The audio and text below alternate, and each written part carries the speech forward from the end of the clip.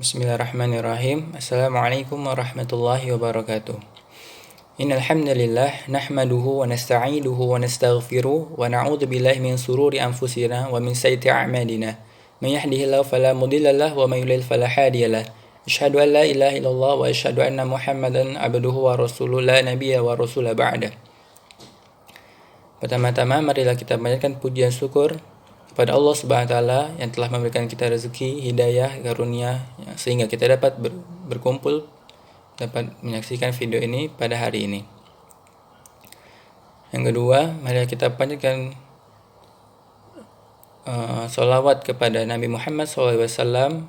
Allahumma sholli ala Muhammad wa ala ali Muhammad.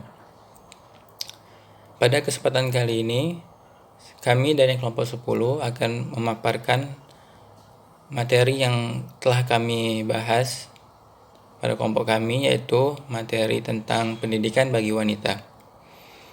Sebelum membahas materi, ada baiknya saya sebagai moderator memperkenalkan kelompok kami terlebih dahulu. Yang pertama ada Nur Fahmi Azizah, yang kedua ada Wahyu Talia Salsabila, yang ketiga ada saya sendiri Muhammad Irfan Radin, yang keempat ada Marisa Feliani. Pengertian pendidikan. Pendidikan adalah suatu kewajiban bagi setiap muslim, baik dalam Al-Quran maupun dalam hadis. Hukum menuntut ilmu adalah wajib sebagaimana telah diperintahkan untuk setiap muslim, bukan hanya pada laki tapi juga pada wanita. Dan seluruh hamba Allah, baik laki dan perempuan, memiliki tanggung jawab yang sama, yaitu mengabdikan diri kepada Allah dan menjadi khalifah di bumi ini. Sebagaimana yang terdapat di surah Az-Zariyat ayat 56, dan aku tidak menciptakan jin dan manusia melainkan supaya mereka mengabdi kepadaku. Dari ayat tersebut telah sangat jelas bahwa hakikat hidup manusia termasuk perempuan adalah beribadah kepada Allah Subhanahu wa taala. Tidak ada perbedaan sama sekali antara laki-laki dan perempuan sebagai hamba Allah yang berada di muka bumi ini. Pada saat Islam hadir yang dibawakan oleh Nabi Muhammad SAW, situasi pada saat itu pada saat zaman jahiliyah di mana wanita tidak memiliki hak sepenuhnya atas dirinya, yaitu dalam bidang pendidikan. Dan juga pada saat itu apabila suatu keluarga melahirkan anak yang berjenis kelamin wanita, itu dianggap sebuah aib bagi mereka. Dan pada saat hadirnya Nabi Muhammad SAW membawakan Islam pada saat itu, membuat suatu perbedaan yang sangat berbeda, yang dimana wanita diberikan hak yang sama kepada dirinya untuk dapat memiliki pendidikan yang sama juga seperti apa yang didapatkan oleh laki-laki, tetapi dengan tidak meninggalkan kewajibannya seperti menjadi seorang ibu. Dan pada saat itu di dalam sebuah riwayat disebutkan bahwa Rasulullah SAW menganjurkan agar istrinya diajarkan menulis. Untuk itu beliau berkata kepada Ashifa, seorang penulis di masa jahiliyah, tidak maukah Anda mengajarkan mantra kepada Hafsah sebagai engkau telah mengajarkannya menulis? Dan ada juga di salah satu kutipan oleh Muhammad Hatta juga telah menyatakan, jika kamu mendidik satu orang laki-laki, itu artinya kamu hanya mendidik satu orang itu saja. Tetapi apabila kamu mendidik satu orang wanita, maka kamu mendidik satu generasi, yang dimana wanita akan dan pasti akan menjadi seorang ibu bagi anak-anaknya. Dan otomatis seorang ibu mengajarkan segala sesuatu yang ia ketahui kepada anak-anaknya. Dan apabila wanita diberikan pendidikan, diberikan ilmu yang banyak, maka satu generasi atau anak-anak, semua anak-anaknya pasti diajarkan segala ilmu yang ibunya miliki. Pendidikan bagi wanita memiliki banyak keutamaan. Yang pertama ada perintah dari Allah Subhanahu wa taala, yang kedua menjadi pendidik bagi anaknya, yang ketiga mendapatkan suatu kebaikan dari amalan tersebut. Yang pertama adalah perintah dari Allah Subhanahu wa taala. Seperti pada surat Al-Alaq ayat 1 sampai 5 yang berbunyi, A'udzubillahi minasyaitonirrajim. Bismillahirrahmanirrahim. Iqra' bismi rabbikal ladzi khalaq. Khalaqal insana min 'alaq. Iqra' wa rabbukal akram. Alladzi 'allama bil qalam. 'Allamal insana ma lam ya'lam. Shadaqallahul azim. Yang artinya, bacalah dengan menyebut nama Tuhanmu yang menciptakanmu. Dia yang telah menciptakan manusia dari segumpal darah. Bacalah, dan Tuhanmu lah yang maha mulia, yang mengajarkan manusia dengan pena. Dia mengajarkan manusia apa yang tidak diketahui oleh manusia itu. Ayat ini turun pada bulan suci Ramadan. Yang pada ayat pertama yang berbunyi Iqra, yang artinya membaca, menyampaikan, menelaah, mendalami, meneliti, dan lain sebagainya. Menurut para ulama, kata yang kemudian diikuti dengan lafal Bismi Rabbika tersebut adalah membedakan antara orang beriman dan kaum kafir Quraisy pada saat itu. Sebab pada saat itu kaum kafir Quraisy menyebutkan berhala sesembahan mereka ketika sebelum mereka memulai segala sesuatu. Misalnya mereka kaum kafir Quraisy tersebut terbiasa menyebut Bismi Allata. Syekh Abdullah Hamid Mahmud berpendapat, dengan kalimat Iqra' bismi rabbika dalam segala aktivitas, maka seakan-akan kita telah mengatakan, bacalah demi Tuhanmu, bergeraklah demi Tuhanmu, dan bekerjalah demi Tuhanmu. Begitupun ketika seorang hendak berhenti dari aktivitas melibatkan nama Allah Subhanahu wa taala, maka itu artinya seluruh aspek kehidupan seperti sujud, cara dan tujuannya semua dilakukan karena Allah Azza wa Jalla. Makna perintah membaca dalam ayat di atas bukan dalam arti membaca tulisan. Sebab pada saat itu menurut para ulama, Nabi Muhammad SAW seorang yang tidak bisa membaca dan menulis.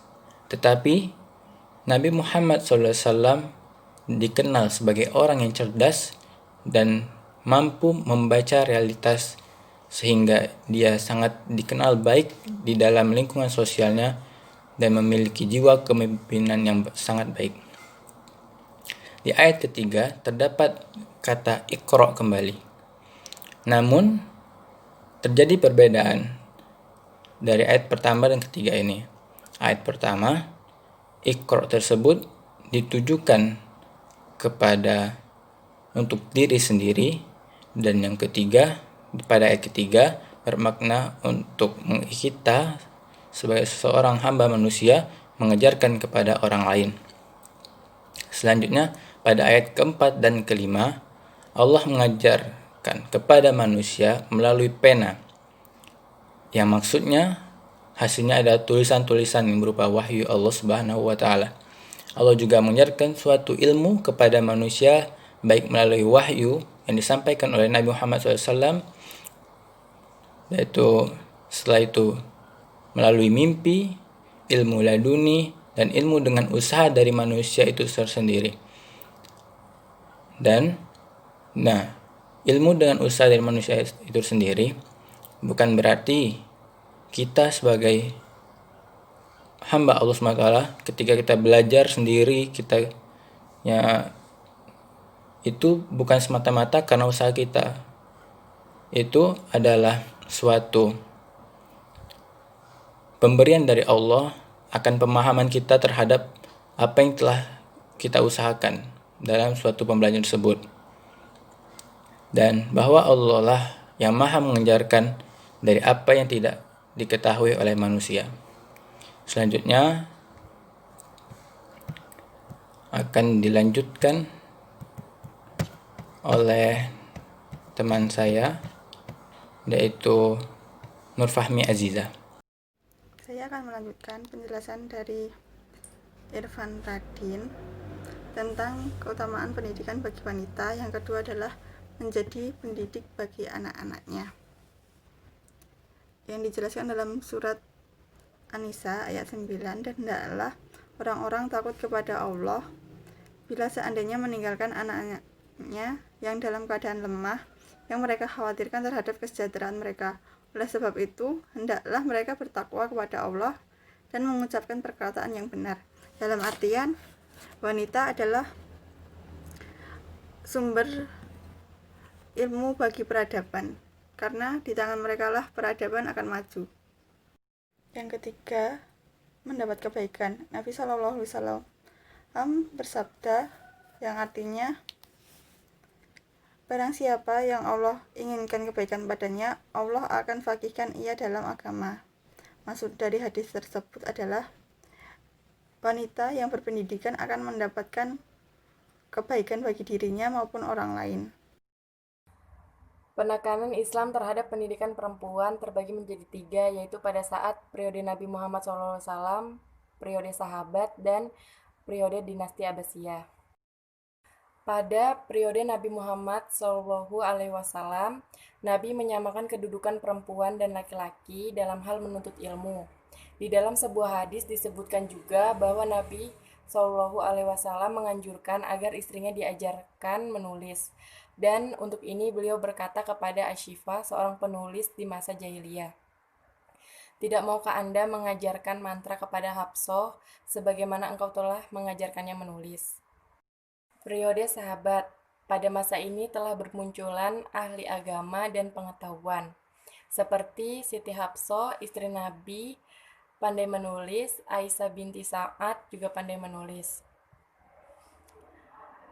Siti Aisyah, istri Nabi, pandai membaca Al-Quran dan tidak pandai menulis, tetapi beliau adalah seorang ahli fikih yang terkenal sebagaimana diakui oleh Urwah bin Zubair, seorang ahli fikih yang termasyhur dalam hal ini. Beliau berkata, "Belum pernah saya melihat seseorang yang lebih alim dalam ilmu fikih, ilmu kedokteran, dan ilmu syair selain dari Aisyah." Kemudian ada pula Ummu Salamah, dapat membaca dan tidak pandai menulis. Al-Qasanah, seorang penyair yang loyal, nasionalis, dan pejuang. Hindun binti Tabah, Laila binti Salma, dan Siti Sakinah binti Al-Husain, seorang ahli yang mahir dalam bidangnya syara'. Demikian pula Aisyah binti Talha, seorang yang ahli dalam kritik syair. Selanjutnya akan disampaikan oleh Marisa. Selanjutnya ada tentang periode dinasti Abbas. Nah, pada masa ini agama Islam telah tersebar luas, demikian juga kebudayaan serta kemajuan pada masa ini. Jadi Bani Abbas di bagian timur dan barat. Nah, jadi pada masa dinasti Abbas ini Islam itu udah tersebar luas, jadi udah jaya gitu, baik dari bagian Eropa maupun bagian barat, bagian timur maupun barat. Terus apa lagi? Kemudian,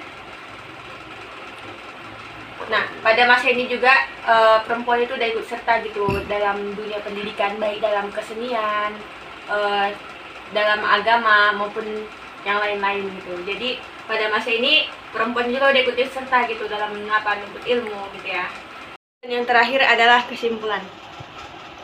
Nah, kesimpulan ini adalah dari sejarah pendidikan yang telah dipaparkan dapat disimpulkan bahwa walaupun pendidikan perempuan belum secara formal dilakukan, perempuan tetap diberi kesempatan untuk memperoleh pendidikan.